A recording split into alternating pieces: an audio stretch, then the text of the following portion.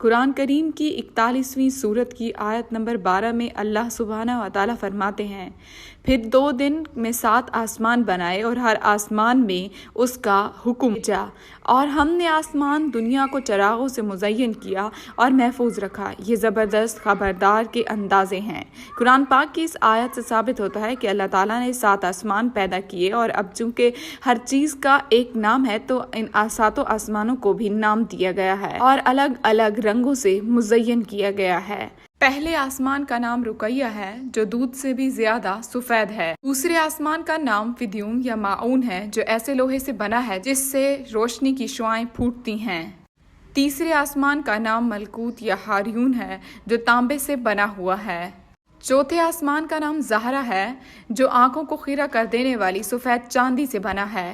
پانچویں آسمان کا نام مسحرہ ہے جو سرخ سونے سے بنا ہوا ہے۔ چھٹے آسمان کا نام خالصہ ہے جو چمکدار موتیوں سے بنایا گیا ہے۔ ساتویں آسمان کا نام لابیہ یا دائمہ ہے جو سرخ یاقوت کا بنا ہے۔ اسی آسمان پر بیت المعمور بھی ہے۔